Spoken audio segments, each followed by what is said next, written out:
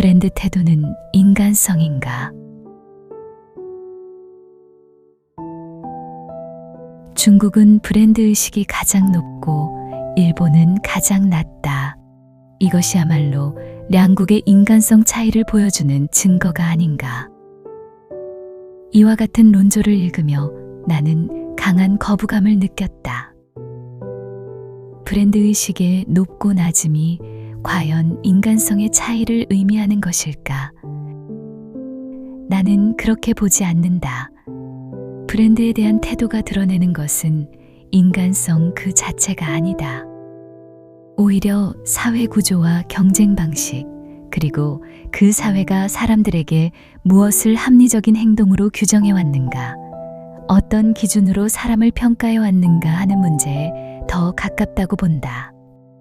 다시 말해, 문제는 사람이 어떤 존재인가에 있는 것이 아니라 사회가 무엇을 가치 기준으로 이끌어 왔는가에 있다. 나는 중국에서 교육을 받았고 조선족으로서 한국 문화와도 일상적인 접점을 이어왔으며 일본에서 25년 넘게 생활해왔다. 새 사회의 문화를 안에서 경험해온 입장에서 나는 소비 행동을 곧 인간성이나 민족적 본질과 동일시하는 논조에 쉽게 동의할 수 없었다. 이 글은 브랜드 선호도라는 하나의 지표를 통해 그 차이를 사회 구조적 문제로 다시 살펴보려는 시도이다.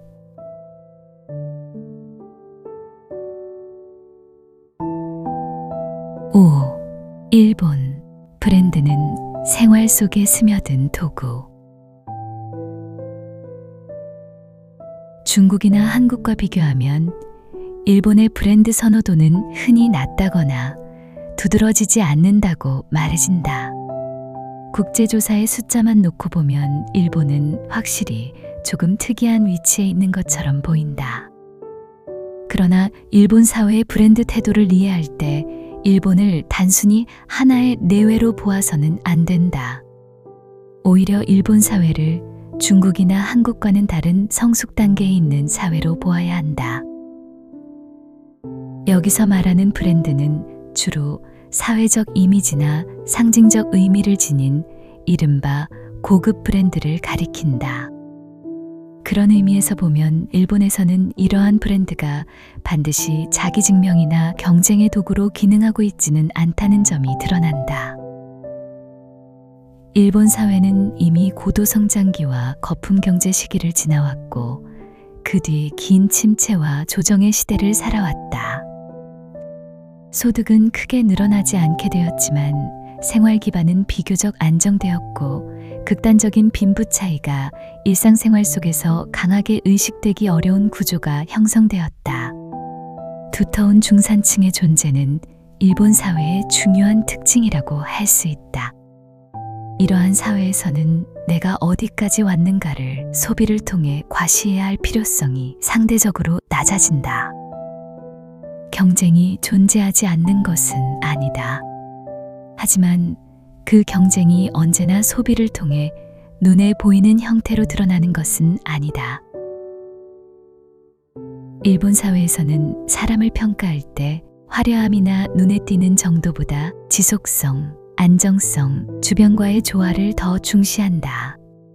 그 결과 일본에서 브랜드는 중국에서와 같은 증명서도 아니고 한국에서와 같은 경쟁의 점수도 아니다.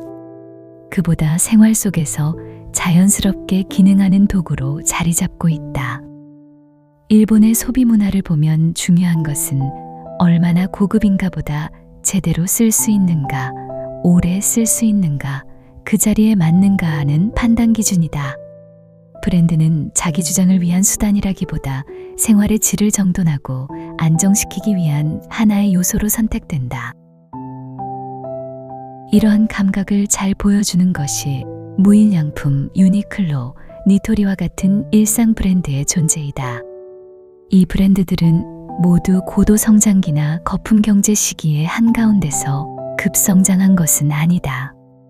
오히려 본격적으로 널리 받아들여진 것은 1990년대 이후 일본 사회가 성장과 과잉을 한번 경험한 뒤였다.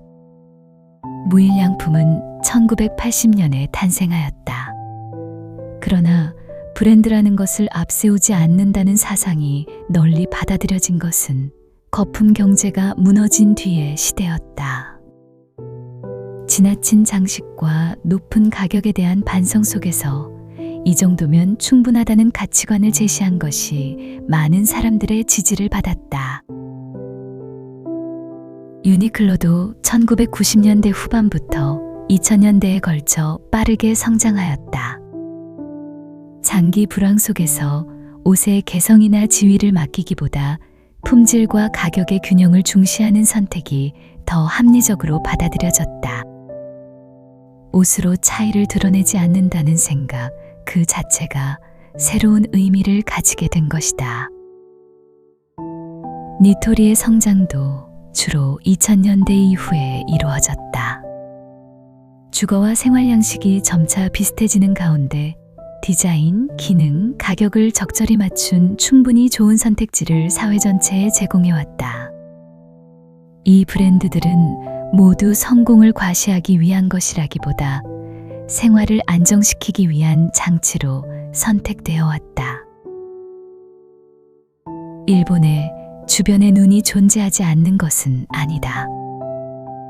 다만 그것은 경쟁을 부추기는 시선이라기보다 지나치지 않는 것, 튀어 보이지 않는 것을 중시하는 방향으로 작용한다. 비싼 브랜드를 앞세우는 것이 반드시 좋은 평가로 이어지지 않는 경우도 많다. 실용성을 넘어선 소비는 풍요로움의 증명이라기보다 그 자리에 맞지 않는 행동으로 받아들여질 수도 있다. 일본 사회의 브랜드 태도에는 소비의 합리성만이 아니라 품위와 절도에 대한 규범도 강하게 작용하고 있다. 브랜드를 과시하지 않는 것, 굳이 말하지 않는 것이 오히려 성숙한 태도로 평가되기 쉽다.